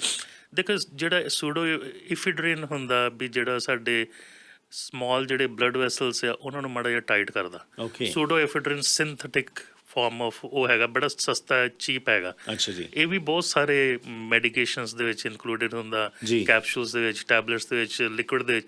ਤੇ ਇਹਦੀ ਥਿਊਰੀ ਹੈਗੀ ਹੈ ਵੀ ਨੱਕ ਦੇ ਜਿਹੜੇ ਸੂਖਸ਼ਮ ਬਲੱਡ ਵੈਸਲ ਆ ਉਹਨਾਂ ਨੂੰ ਥੋੜਾ ਜਿਹਾ ਕੰਸਟ੍ਰਿਕਟ ਕਰਦਾ ਉੱਥੇ, ਇਸ ਲਈ ਵੀ ਨੱਕ ਵਗਣੋਂ ਥੋੜਾ ਘਟ ਜਾਂਦਾ, ਕੰਜੈਸ਼ਨ ਘਟਦਾ। Okay. ਲੇਕਿਨ ਫਿਰ ਮੈਂ ਕਹੂੰਗਾ ਵੀ ਆਪਾਂ ਇਹਦੇ ਵਿੱਚ ਵੀ ਜ਼ਿਆਦਾ ਨਾ ਜਾਈਏ ਕਿਉਂਕਿ ਸੂਡੋਐਫਿਡਰਿਨ ਪਹਿਲੋਂ ਜਿਹੜਾ ਹੈਗਾ ਉਹਨੂੰ ਆਪਾਂ ਪਰੇ ਕੀਤਾ, ਫਿਨਾਈਲ ਐਫਰਿਨ ਮਾਰਕੀਟ 'ਚ ਆਇਆ, ਇਹਨੂੰ ਆਪਾਂ ਪਰੇ ਕਰ ਰਹੇ ਹਾਂ। Right. ਸੋ ਕੋਈ ਵੀ ਚੀਜ਼ ਸਰੀਰ 'ਚ ਪਾਉਣ ਤੋਂ ਪਹਿਲਾਂ ਆਪਾਂ ਇਹ ਸੋਚੀਏ, ਪਹਿਲੇ ਤਾਂ ਫ੍ਰੀ ਤਾਂ ਕਿਸੇ ਨੂੰ ਦੇਣਾ ਨਹੀਂ, ਪੈਸੇ ਦੇ ਨਾਲ of course. ਖਰੀਦ। Right. ਦੂਜਾ ਕੀ ਉਹ ਅਸਰ ਕਰਦਾ ਕਿ ਨਹੀਂ ਕਰਦਾ, ਤੀਜਾ ਕੀ ਉਹਦਾ ਸਾਈਡ ਇਫੈਕਟ ਹੈਗਾ ਕਿ ਨਹੀਂ ਹੈਗਾ। Right. ਚੌਥੀ ਗੱਲ ਤੁਸੀਂ ਆਪੇ ਠੀਕ ਤਾਂ ਹੋ ਹੀ ਜਾਣਾ। ਦੂਜੇ ਟ੍ਰੈਡੀਸ਼ਨਲ ਤਰੀਕੇ ਇਸਤੇਮਾਲ ਕਰੋ। ਹੁਣ ਜਿਹੜੇ ਨੇਟਿਵਸ ਹੈਗੇ ਇੱਥੇ ਪਹਿਲਾਂ ਰਹਿੰਦੇ ਸੀ ਜੀ। ਉਹ ਮਤਲਬ ਈਸਟਰਨ ਏਸ਼ੀਆ ਯੂਜ਼ ਕਰਦੇ ਸੀ Yeah. ਜਾਂ ਉਹਨਾਂ ਨੂੰ ਜ਼ਿਆਦਾ ਟਰਬਲ ਨਹੀਂ ਹੁੰਦਾ ਸੀ ਕਿਉਂਕਿ ਉਹਨਾਂ ਦਾ ਲਾਈਫ ਸਟਾਈਲ ਬਹੁਤ ਵਧੀਆ ਸੀ। ਜੀ। ਅਗਰ ਤੁਹਾਡੇ ਤਰਜ਼ੇ ਜ਼ਿੰਦਗੀ ਵਧੀਆ ਹੈਗੀ ਆ, ਤੁਹਾਡਾ ਨੀਂਦ ਵਧੀਆ, ਤੁਹਾਡਾ ਇਮਿਊਨ ਸਿਸਟਮ ਜਿਹੜਾ ਬੂਸਟ ਰਹਿੰਦਾ। ਹੋਰ ਤਾਂ ਹੋਰ ਜਦੋਂ ਆਪਾਂ ਕੀਰਤਨ ਸੁਣਦੇ ਆ ਸੰਗਤੀ ਰੂਪ ਤੇ ਗੁਰਦੁਆਰੇ, ਸਾਡਾ IgA ਲੈਵਲ ਬੂਸਟ ਹੁੰਦਾ। ਜੀ। IgA ਲੈਵਲ ਇਹ ਸੈਕਰੇਟਰੀ ਹੈਗਾ ਜਿਹੜਾ ਨੱਕ ਦਾ ਰੈਸਪੀਰੇਟਰੀ ਸਿਸਟਮ ਨੂੰ ਤੁਹਾਨੂੰ ਪ੍ਰੋਟੈਕਟ ਕਰਦਾ। ਸੋ ਅਗਰ ਆਪਾਂ ਸਾਧ ਸੰਗਤ ਦੀ ਮਹਿਮਾ ਦੇਖੀਏ, ਸੰਗੀਤ ਦੇ ਨਾਲ ਜੁੜੀਏ, ਉਹਦੇ ਨਾਲ ਵੀ ਇਮਿਊਨ ਸਿਸਟਮ ਬਰਕਰਾਰ ਰਹਿ ਸਕਦਾ। Right. ਵਾਕਿੰਗ ਦੇ ਨਾਲ ਬਰਕਰਾਰ ਰਹਿ ਸਕਦਾ। 7 ਜਾਂ ਸਟੈਪ ਲੈ ਲਓ, ਉਹਦੇ ਨਾਲ ਇਮਿਊਨ ਸਿਸਟਮ ਤਗੜਾ ਹੋ ਗਿਆ। 7 ਘੰਟੇ ਨੀਂਦ, 7 ਡਿਫਰੈਂਟ ਕਲਰ ਦੇ ਖਾਣੇ ਖਾਈਏ, ਉਹਦੇ ਨਾਲ ਇੰਪਰੂਵਮੈਂਟ ਹੁੰਦਾ। ਠੀਕ। ਸਾਡਾ ਜਿਹੜਾ ਨਾ ਹਰਪ੍ਰੀਤ ਜੀ ਜਿਹੜੀ ਸਾਡਾ ਕੁਕਿੰਗ ਦਾ ਜਿਹੜੀ ਆ ਉਹ ਏਰੀਆ ਸੀ, ਉਹਦਾ ਨਾਂ ਸੀ ਰਸੋਈ। ਯਾ ਹੁਣ ਅਸੀਂ ਉਹਦਾ ਨਾਂ ਪਾਤਾ ਕਿਚਨ, ਜਿੱਥੇ ਕਿਚਮਿਚ ਜੀ ਹੁੰਦੀ ਹੈ। ਰਸੋਈ ਉਹ ਸੀ ਜਿਹਦੇ 'ਚ ਰਸ ਸੀ, ਰਾਸੀ ਰਾਈਟ। ਜਿਹਦੇ 'ਚ ਪਿਆਰ ਸੀ, ਜਿਹਦੇ 'ਚ ਮੁਹੱਬਤ ਸੀ। ਤੁਸੀਂ ਦੇਖੋ ਉਹੀ ਵਿਅੰਜਨ ਆ, ਅਗਰ ਮਾਂ ਕੁੱਕ ਕਰਦੀ ਤੇ ਉਹਦਾ ਟੇਸਟ course, ਅਲੱਗ ਆ, ਕੋਈ ਹੋਰ ਬਿਲਕੁਲ। ਕੁੱਕ ਕਰਦਾ ਸੀ ਉਹਦਾ ਟੇਸਟ ਅਲੱਗ ਆ। ਬਿਲਕੁਲ। ਸੇਮ ਹੀ ਰਸੋਈ ਸੀ। ਲੇਕਿਨ ਜਦ ਤੱਕ ਆਪਾਂ ਉਹ ਸ਼ਰਧਾ, ਪ੍ਰੇਮ ਭਾਵਨਾ ਨਹੀਂ ਪਾਉਂਦੇ, ਔਰ ਸਾਰੇ ਦੇਖੋ ਕਾਲੀਆਂ ਮਿਰਚਾਂ ਐਂਟੀ ਇਨਫਲੇਮੇਟਰੀ, ਅਦਰਕ ਐਂਟੀ ਇਨਫਲੇਮੇਟਰੀ ਆ, ਜੀ। ਹਲਦੀ ਐਂਟੀ ਇਨਫਲੇਮੇਟਰੀ, ਇਹ ਤਾਂ ਸਾਰੇ ਸਾਡੇ ਖਾਣਿਆਂ 'ਚ ਮੌਜੂਦ ਹੈਗੇ ਆ। ਸੋ ਆਪਾਂ ਇਹ ਜ਼ਰੂਰ ਯੂਜ਼ ਕਰੀਏ ਔਰ ਟ੍ਰੈਡੀਸ਼ਨਲ ਖਾਣਾ ਜਿਹੜਾ ਹੈਗਾ ਸਾਡਾ ਬਹੁਤ ਹੀ ਵਧੀਆ ਹੈਗਾ। ਬਿਲਕੁਲ ਜੀ, ਕੋਈ ਸ਼ੱਕ ਨਹੀਂ ਹੈਗਾ। ਅੱਜ ਤਾਂ ਕਿਚਨ ਵੀ ਕਿਚਮਿਚ ਨਹੀਂ ਹੋ ਰਹੀ, ਅੱਜ ਤਾਂ ਬਾਹਰੋਂ ਹੀ ਸਮਾਨ ਜ਼ਿਆਦਾ ਹਾਂ, ਘਰਾਂ 'ਚ ਆ ਰਿਹਾ। ਬਿਲਕੁਲ। ਉਹ ਵੀ ਇੱਕ ਟ੍ਰੈਂਡ ਚੇਂਜ ਹੋ ਗਿਆ ਜਿਹਦੇ ਕਾਰਨ ਤੁਸੀਂ ਜਿਹੜੀ ਗੱਲ ਕੀ ਕਿ ਉਹ ਰਸ ਖਤਮ ਹੁੰਦਾ ਜਾ ਰਿਹਾ ਹੈ। ਸਵਾਦ ਤਾਂ ਜ਼ਰੂਰ ਖਾਣੇ 'ਚ ਹੈਗਾ ਪਰ ਉਹ ਰਸ ਜਿਹੜਾ ਹੈ ਉਹ ਨਜ਼ਰ ਨਹੀਂ ਆ ਰਿਹਾ। ਬਿਲਕੁਲ। ਜਿਹੜਾ ਪ੍ਰੋਸੈਸਡ ਫੂਡ ਹੈਗਾ, ਤੁਸੀਂ ਹੈਰਾਨ ਹੋ ਗਏ, ਅਮਰੀਕਾ 'ਚ 70% ਲੋਕ ਯੂਜ਼ ਕਰ ਰਹੇ ਇਸ Wow. ਵਕਤ। ਕੈਨੇਡਾ 'ਚ ਉਹਦਾ ਨੰਬਰ ਐਟਲੀਸਟ 40% ਆ। ਮੈਂ ਚਾਹੂੰਗਾ ਵੀ ਲੈਸ ਦੈਨ 10% ਹੋਵੇ। ਜਿਹੜਾ ਘਰ ਦਾ ਖਾਣਾ ਹੈਗਾ, ਘਰ ਮੇਂ ਸਭ ਕੁਝ ਬਾਹਰ ਨਹੀਂ, ਬਾਹਰ ਢੂੰਢੇ ਸੋ ਪਰਮ ਭਲੇ। ਘਰ ਦਾ ਖਾਣਾ ਜਿਹੜਾ ਤੁਹਾਡੇ ਨਿਗਰਾਨੀ 'ਚ ਬਣਿਆ, ਜੀ। ਪਿਆਰ ਦੇ ਨਾਲ, ਮੁਹੱਬਤ ਦੇ ਨਾਲ ਬਣਿਆ, ਉਹ ਤੁਹਾਡੀ ਸਿਹਤ ਵਾਸਤੇ ਵਧੀਆ, ਤੁਹਾਡੇ ਮਨ Absolutely. ਵਾਸਤੇ ਵਧੀਆ। ਹੁਣ ਦੇਖੋ ਮੈਨੂੰ ਬਹੁਤ ਲੋਕੀ ਕਹਿੰਦੇ ਆ ਗੁਰਦੁਆਰੇ ਸਾਹਿਬ ਜਾ ਕੇ ਨਾ ਜਿਹੜਾ ਦਾਲ ਉਹ ਖਾਂਦੇ ਆ, ਉਹਦਾ ਸਵਾਦ ਹੀ ਵੱਖਰਾ ਹੈ। ਕਿਉਂਕਿ ਉੱਥੇ ਬਾਣੀ ਦਾ ਪ੍ਰਚਾਰ ਚੱਲ ਬਿਲਕੁਲ। ਰਿਹਾ, ਬਣਾਉਣ ਵਾਲੇ ਸ਼ਰਧਾ ਭਾਵਨਾ ਦੇ ਨਾਲ ਬਣਾ ਰਹੇ ਆ। ਸੋ ਇਹ ਸਾਰੀਆਂ ਚੀਜ਼ਾਂ ਸਾਡੇ ਰਸੋਈ 'ਚ ਦੁਬਾਰਾ ਹੋਣੀਆਂ ਚਾਹੀਦੀਆਂ। ਜੀ ਬਿਲਕੁਲ ਜੀ। ਐਂਡ ਡਾਕਟਰ ਸਾਹਿਬ ਜਿਸ ਤਰ੍ਹਾਂ ਤੁਸੀਂ ਇਹ ਇਤਿਹਾਤ ਵਰਤਣ ਲਈ ਦੱਸਿਆ ਹੈਗਾ, ਐਂਡ ਡੈਫੀਨਿਟਲੀ ਘਰ ਦੀ ਰਸੋਈ 'ਚੋਂ ਇਹ ਸਾਰੀਆਂ ਚੀਜ਼ਾਂ ਮਿਲ ਜਾਂਦੀਆਂ। ਤੁਸੀਂ ਬੱਚਿਆਂ ਦੇ ਸਪੈਸ਼ਲਿਸਟ ਹੈਗੇ, ਜਿਹੜੇ ਛੋਟੇ ਬੱਚੇ ਨੇ ਉਹਨਾਂ ਨੂੰ ਜੇਕਰ ਕੰਜੈਸ਼ਨ ਹੋਏ ਉਹਨਾਂ ਵਾਸਤੇ ਫਿਰ ਮਾਂ-ਬਾਪ ਕੀ ਕਰਨ ਜੀ? ਦੇਖੋ ਅਗਰ ਉਹਨਾਂ ਨੂੰ ਬਰੀਥਿੰਗ ਟਰਬਲ ਆ ਰਹੀ ਹੈ ਤੇ ਆਪਾਂ ਸੈਲਿਨ ਡ੍ਰੌਪ ਯੂਜ਼ ਕਰ ਸਕਦੇ, ਹਿਊਮਿਡੀਫਾਇਰ ਯੂਜ਼ ਕਰ ਸਕਦੇ। ਅਗਰ ਉਹਨਾਂ ਦਾ ਨੱਕ ਬਹੁਤ ਜ਼ਿਆਦਾ ਪਲੱਗਡ ਹੈ ਤਾਂ ਵੇਪੋਰਾਈਜ਼ਰ ਜਿਹੜਾ ਹੈਗਾ, ਜਦੋਂ ਮੇਰੇ ਬੱਚੇ ਨਿੱਕੇ ਸੀ ਉਹਨਾਂ ਨੂੰ ਦੱਸਿਆ ਅਸੀਂ ਹਫਤਾ 10 ਦਿਨ ਨਾ ਉਹ $20-25 ਦਾ ਮਿਲ ਜਾਂਦਾ। ਪਾਣੀ ਪਾਓ ਤੇ ਫਿਰ ਤੋਂ ਸਟੀਮ ਆਉਂਦੀ ਹੈ ਨਾ, Right. ਮਾੜਾ ਜਿਹਾ ਲੂਣ ਪਾ ਲਓ, ਸੋ ਤੁਹਾਡਾ ਉਹ ਸੈਲਿਨੈਕਸ ਫਿਊਮਸ ਹੋ ਜਾਂਦੇ ਉਸ ਕਮਰੇ 'ਚ, ਹੈ ਨਾ। ਲੇਕਿਨ ਬਹੁਤ ਲੰਬੇ ਅਰਸੇ ਤੱਕ ਅਗਰ ਆਪਾਂ ਵੇਪੋਰਾਈਜ਼ਰ ਯੂਜ਼ ਕਰਦੇ ਆ ਤਾਂ ਫਿਰ ਤੁਹਾਡੀ ਵਾਲਸ ਜਿਹੜੀਆਂ ਹੈਗੀਆਂ ਉਹ ਗਿੱਲੀਆਂ ਹੋਣਗੀਆਂ ਤੇ ਉਹਦੇ ਨਾਲ ਪੰਗਾ ਪਊਗਾ ਫੰਗਲ ਗਰੋਥ ਦਾ। ਜੀ। ਸੋ ਸ਼ਾਰਟ ਟਰਮ ਯੂਜ਼ ਕਰੋ। ਦੂਜਾ ਉਹਨਾਂ ਨੂੰ ਮੋਨੀਟਰ ਮੋਨੀਟਰ ਕਰੋ। ਤੀਜੀ ਗੱਲ ਹੈਗੀ ਆ ਵੀ ਅਗਰ ਬਹੁਤ ਨਿੱਕੇ ਬੱਚੇ ਆ ਜਿਨ੍ਹਾਂ ਦਾ ਨੱਕ ਬਹੁਤ ਪਲਗਡ ਹੈਗਾ ਤੇ ਅਸੀਂ ਫਿਰ ਉਹਨਾਂ ਨੂੰ ਨੇਜ਼ਲ ਐਸਪੀਰੇਟਰ ਕਹਿੰਦੇ ਆ। ਉਹ ਮਾੜਾ ਜਿਹਾ ਟਿਊਬ ਹੁੰਦੀ ਆ, ਉਹਦਾ ਬਲਬ ਹੁੰਦਾ, ਇੱਦਾਂ ਕਰੀਏ ਤਾਂ ਸਾਰਾ ਸਮਾਨ ਆ ਕੇ ਟਿਊਬ ਬਲਬ ਦੇ ਵਿੱਚ ਸੱਕ ਆਊਟ ਹੋ ਜਾਂਦਾ ਹੈ ਨਾ, ਸੈਲਿਨ ਡ੍ਰੌਪ ਪਾ ਕੇ। ਸੋ ਅਸੀਂ ਪੈਰੈਂਟਸ ਨੂੰ ਟੀਚ ਕਰਦੇ ਆ। ਹੁਣ ਜਿਹੜੇ ਨਿੱਕੇ ਬੱਚੇ ਆ ਉਹਨਾਂ ਨੂੰ ਓਬਲੀਗੇਟਰੀ ਉਹ ਨੇਜ਼ਲ ਬਰੀਦਰ ਆ, ਮਾਊਥ ਤੋਂ ਨਹੀਂ ਬਰੀਥ ਕਰਦੇ, ਉਹਨਾਂ ਨੇ ਨੱਕ ਤੋਂ ਹੀ ਬਰੀਥ ਕਰਨਾ ਹੁੰਦਾ। ਸਾਡਾ ਅਗਰ ਨੱਕ ਪਲਗਡ ਅਸੀਂ ਮੂੰਹ ਤੋਂ ਬਰੀਥ ਕਰ ਲੈਂਦੇ ਹਾਂ। ਜਿਹੜਾ 2 ਸਾਲ ਤੋਂ ਉੱਤੇ ਬੱਚਾ ਮੂੰਹ ਤੋਂ ਬਰੀਥ ਕਰ ਸਕਦਾ, ਲੇਕਿਨ 2 ਸਾਲ ਤੋਂ ਥੱਲੇ ਬੱਚਾ ਉਹਨੂੰ ਜਾਂਚ ਨਹੀਂ, ਉਹਨੇ ਨੱਕ ਤੋਂ ਹੀ ਬਰੀਥ ਕਰਨਾ। ਸੋ ਇਸ ਲਈ ਸਾਨੂੰ ਨੱਕ ਦਾ ਜਿਹੜਾ ਹੈਗਾ ਅਗਰ ਉਹਨਾਂ ਨੂੰ ਕੰਜੈਸ਼ਨ ਹੁੰਦੀ ਆ ਤੇ ਸੈਲਿਨ ਡ੍ਰੌਪਸ, ਨੇਜ਼ਲ ਐਸਪੀਰੇਟਰ, ਹਿਊਮਿਡੀਫਾਇਰ ਜਾਂ ਵੈਪੋਰਾਈਜ਼ਰ ਅਸੀਂ ਕਿੰਨੇ ਇਸਤੇਮਾਲ ਕਰੀਏ। ਵਾਇਰਲ ਸੀਜ਼ਨ ਇਸ ਵਾਲੀ ਨਾ ਆਸਟ੍ਰੇਲੀਆ 'ਚ ਇੰਨਾ ਜ਼ਿਆਦਾ ਨਹੀਂ ਸੀ, ਪਿਛਲੇ ਸਾਲ ਬਹੁਤ ਜ਼ਿਆਦਾ ਸੀ। ਤੇ ਸਾਡਾ ਪਿਛਲਾ ਵਿੰਟਰ ਜਿਹੜਾ ਹੈਗਾ ਇਹ ਰੈਕੋਰਡ 20 ਸਾਲ 'ਚ ਸਭ ਤੋਂ ਬੈਡ ਸੀ। ਇਹ ਵਿੰਟਰ ਮੈਨੂੰ ਲੱਗਦਾ ਇੰਨਾ ਬੈਡ ਨਹੀਂ ਹੋਊਗਾ, ਲੇਕਿਨ ਤਾਂ ਵੀ ਸਾਨੂੰ ਸੁਚੇਤ ਹਮੇਸ਼ਾ ਹੀ ਰਹਿਣਾ ਚਾਹੀਦਾ। ਵਾਇਰਸਿਸ ਜ਼ਿਆਦਾ ਵਿੰਟਰ 'ਚ ਹੁੰਦੇ ਆ, ਮੋਸਟਲੀ ਵਾਇਰਸ ਕਰਕੇ ਹੀ ਨੇਜ਼ਲ ਪ੍ਰੋਬਲਮ ਸ਼ੁਰੂ ਹੁੰਦੇ ਜੀ। ਪਰ ਜਾਂਦੇ ਜਾਂਦੇ ਜੀ ਇਹ ਵੀ ਹੁਣ ਖਬਰਾਂ ਆ ਰਹੀਆਂ ਨੇ ਦੁਬਾਰਾ ਤੋਂ ਕਿ ਜੀ ਧਿਆਨ ਵਰਤੋ, ਕਿਉਂਕਿ ਮੁੜ ਤੋਂ ਕੋਵਿਡ ਜਿਹੜਾ ਹੈਗਾ ਉਹ ਦੁਬਾਰਾ ਦਸਤਕ ਦੇ ਰਿਹਾ ਹੈਗਾ। ਉਹਦੇ ਵਾਸਤੇ ਅਖੀਰ ਵਿੱਚ ਕੀ ਕਹਿਣਾ ਚਾਹੋਗੇ? ਕੋਵਿਡ ਦਾ ਜਿਹੜਾ ਨਵਾਂ ਰੂਪਾਂਤਰ ਹੈ 2.86 ਹੈ ਨਾ, ਉਹਦੇ ਜਿਹੜੇ ਉਹਨੇ 30 ਮਿਊਟੇਸ਼ਨ ਕੀਤੇ ਹੋਏ ਆਪਣੇ ਜੈਨੇਟਿਕ ਸਟਰਕਚਰ 'ਚ, ਜਿਹੜਾ ਉਹਦਾ ਸਪਾਈਕ ਪ੍ਰੋਟੀਨ ਜਦੋਂ ਸੈੱਲ ਦੇ ਉੱਤੇ ਲੌਕ ਹੁੰਦਾ ਉਹ ਥੋੜ੍ਹਾ ਜਿਹਾ ਈਜ਼ੀਲੀ ਅੰਦਰ ਜਾ ਕੇ ਆਪਣੇ ਵਾਇਰਸ ਪਾਰਟੀਕਲ ਬਣਾਉਣਾ ਸ਼ੁਰੂ ਕਰ ਦਿੰਦਾ। ਸਮਝੋ ਮੈਨੂੰ ਟੀਕਾਕਰਨ ਹੋਇਆ, ਜਦ ਤੱਕ ਮੇਰੇ ਇਮਿਊਨ ਸਿਸਟਮ ਨੂੰ ਪਤਾ ਲੱਗਦਾ ਤਦ ਤੱਕ ਥੋੜ੍ਹਾ ਇਨਫੈਕਸ਼ਨ ਕਰ ਚੁੱਕਿਆ ਹੁੰਦਾ, ਫਿਰ ਮੇਰੇ ਐਂਟੀਬਾਡੀ ਜਾ ਕੇ ਉਹਨੂੰ ਢਾਹ ਲੈਂਦੀਆਂ, ਥੱਲੇ ਕਰ ਦਿੰਦੀਆਂ। ਸੋ ਇੰਨਾ ਜ਼ਿਆਦਾ ਘਾਤਕ ਨਹੀਂ ਆ, ਲੇਕਿਨ ਕੇਸਿਸ ਵਧੇ ਆ, ਹੌਸਪੀਟਲਾਈਜੇਸ਼ਨ ਥੋੜ੍ਹੀ ਵਧੀ ਆ, ਡੈਥ ਦੀ ਰੇਸ਼ੋ ਨਹੀਂ ਵਧੀ। ਲੇਕਿਨ ਇਹ ਵਾਇਰਸਿਸ ਜਿਹੜੇ ਹੈਗੇ ਆ ਇਹਨਾਂ ਨੂੰ ਈਜ਼ੀਲੀ ਨਹੀਂ ਲੈਣਾ ਚਾਹੀਦਾ। ਈਵਨ ਜਿਹੜਾ ਫਲੂ ਦਾ ਵਾਇਰਸ ਹੈ ਕੋਵਿਡ ਤੋਂ ਪਹਿਲਾਂ, ਉਹਦੇ ਨਾਲ ਕਰੀਬਨ 15,000 ਐਡਮਿਸ਼ਨਸ ਹੁੰਦੀਆਂ ਹਰ ਸਾਲ, ਮੋਸਟਲੀ ਬਜ਼ੁਰਗਾਂ ਦੀਆਂ, ਤੇ 3,500 ਬਜ਼ੁਰਗ ਫੌਤ ਹੁੰਦੇ ਆ ਸਿਰਫ ਫਲੂ ਦੇ ਨਾਲ, ਮੋਸਟਲੀ ਰੈਸਪੀਰੇਟਰੀ ਪ੍ਰੋਬਲਮ ਕਰਕੇ, ਨਿਮੋਨੀਆ, ਲੰਗਸ ਉਹਨਾਂ ਦੇ ਕੰਮ ਕਰਨੋਂ ਹਟ ਜਾਂਦੇ ਆ। ਤੇ ਕੋਵਿਡ ਦਾ ਅਸੀਂ ਦੇਖ ਰਹੇ ਕਲੋਜ਼ ਟੂ 60,000 ਕੈਨੇਡੀਅਨ ਜਿਹੜੇ ਹੈਗੇ ਆਪਣੀ ਜ਼ਿੰਦਗੀ ਖੋ ਬੈਠੇ ਸੀ ਮਹਾਮਾਰੀ 'ਚ, ਔਰ ਵੀ ਲੋ ਗ੍ਰੇਡ ਚੱਲਦਾ। ਹੁਣ ਟੀਕਾਕਰਨ ਜਿਹੜਾ ਹੈਗਾ ਇਹ ਬਹੁਤ ਵਧੀਆ ਹੈਗਾ, ਔਰ ਪਿਛਲੇ 6 ਮਹੀਨੇ 'ਚ ਅਗਰ ਬੂਸਟਰ ਤੁਹਾਨੂੰ ਲੱਗਾ ਗੁੱਡ ਹੈ, ਨਹੀਂ ਤਾਂ ਬੂਸਟਰ ਜ਼ਰੂਰ ਲਾਓ। ਹਰ 6 ਮਹੀਨੇ ਬਾਅਦ ਤੁਹਾਨੂੰ ਜਦੋਂ ਵੀ ਕਾਲ ਆਉਂਦੀ ਆ ਜਿਹੜਾ ਨਵਾਂ ਰੂਪਾਂਤਰ ਹੈ ਉਹਦਾ ਬੂਸਟਰ ਤਿਆਰ ਹੋ ਰਿਹਾ। ਲੇਕਿਨ ਅਗਰ ਤੁਹਾਨੂੰ ਰਿਸਕ ਫੈਕਟਰ ਨਹੀਂ ਹੈ ਤਾਂ ਤੁਸੀਂ ਵੇਟ ਕਰ ਸਕਦੇ ਨਵੇਂ ਬੂਸਟਰ ਵਾਸਤੇ। ਲੇਕਿਨ ਤੁਹਾਡਾ ਅਗਰ ਰਿਸਕ ਫੈਕਟਰ ਹੈਗਾ, ਇਮਿਊਨ ਸਿਸਟਮ ਲੋ ਆ, ਤੁਹਾਨੂੰ ਡਾਇਬਟੀਜ਼ ਹੈਗੀ ਆ, ਤੁਹਾਨੂੰ ਹਾਰਟ ਪ੍ਰੋਬਲਮ ਆ, ਲੰਗਸ ਪ੍ਰੋਬਲਮ ਆ, ਕੈਂਸਰ ਟ੍ਰੀਟਮੈਂਟ ਲੈ ਰਹੇ ਹੋ, ਤਾਂ ਫਿਰ ਰੈਗੂਲਰ ਬੂਸਟਰ ਵੀ ਬੈਟਰ, ਜੋ some protection is better than no protection. Absolutely. ਤੇ ਐਂਟੀਬਾਡੀਜ਼ ਜਿਹੜੀ ਹੈਗੀ ਤੁਹਾਨੂੰ ਹੈਲਪ ਕਰਨਗੀਆਂ। ਫਲੂ ਸ਼ਾਟ ਜਿਹੜਾ ਹੈਗਾ ਪਿਛਲੀ ਵਾਰ ਸਾਡੇ ਮਾਨਯੋਗ ਸਿਹਤ ਮੰਤਰੀ ਰਾਈਟ ਆਨਰੇਬਲ ਐਡਰੀਅਨ ਡਿਕਸ ਨੇ ਹੋਕਾ ਦਿੱਤਾ ਸੀ, ਤੇ record number of flu shot ਪਿਛਲੇ ਸਾਲ ਲੱਗਿਆ ਸੀ। ਅਸੀਂ ਫੇਰ ਬੇਨਤੀ ਕਰਾਂਗੇ ਵੀ ਇਸ ਸਾਲ ਵੀ ਫਲੂ ਸ਼ਾਟ ਲਾਓ। ਕੋਵਿਡ ਦਾ ਵੀ ਟੀਕਾਕਰਨ 6 ਮਹੀਨੇ ਤੋਂ ਉੱਤੇ ਬੱਚਿਆਂ ਦੇ ਲਈ ਮਨਜ਼ੂਰ ਹੈ, ਪਲੀਜ਼ ਲਾਓ। ਪੈਰੈਂਟਸ ਅਬ ਇਸ ਲਈ ਹੋ ਗਏ ਵੀ ਕੋਵਿਡ ਦੀ ਮਹਾਮਾਰੀ ਹਟ ਗਈ ਆ, ਨਹੀਂ ਕੋਵਿਡ ਲੋ ਗ੍ਰੇਡ 'ਚ ਚੱਲ ਰਿਹਾ ਜੋ, ਔਰ ਵਿੰਟਰ 'ਚ ਥੋੜ੍ਹਾ ਜਿਹਾ ਇਹਦਾ ਪੀਕ ਫੇਰ ਹੋਣਾ। ਸੋ ਟੀਕਾਕਰਨ ਬੈਸਟ ਥਿੰਗ ਹੈਗੀ। ਬਹੁਤ ਬਹੁਤ ਸ਼ੁਕਰੀਆ ਡਾਕਟਰ ਸਾਹਿਬ, ਇਹਨਾਂ ਸਾਰੀਆਂ ਇਸ਼ੂਜ਼ ਉੱਤੇ ਸਾਡੇ ਨਾਲ ਸਾਂਝ ਪਾਉਣ ਲਈ। ਤੇ ਆਵਾਜ਼ ਤੁਹਾਡੀ ਵੀ ਥੋੜੀ ਜਿਹੀ ਭਾਰੀ ਲੱਗ ਰਹੀ ਹੈ, ਨੇਜ਼ਲ ਕੰਜੈਸ਼ਨ ਹੋਇਆ ਪਿਆ, ਤੁਸੀਂ ਵੀ ਜਾ ਕੇ ਸਟੀਮ ਲਓ ਤੇ ਠੀਕ ਹੋ। ਬਿਲਕੁਲ, ਅਦਰਕ ਵਾਲੀ ਚਾਹ ਪੀ ਕੇ ਹੋ ਜਾਣਾ। ਐਬਸੋਲੂਟਲੀ। ਬਹੁਤ ਬਹੁਤ ਧੰਨਵਾਦ ਤੁਹਾਡਾ। ਥੈਂਕ ਯੂ ਜੀ, ਖੁਸ਼ ਰਹੋ, ਆਬਾਦ ਰਹੋ, ਹੱਸਦੇ ਰਹੋ। ਥੈਂਕ ਯੂ ਜੀ। Thank you.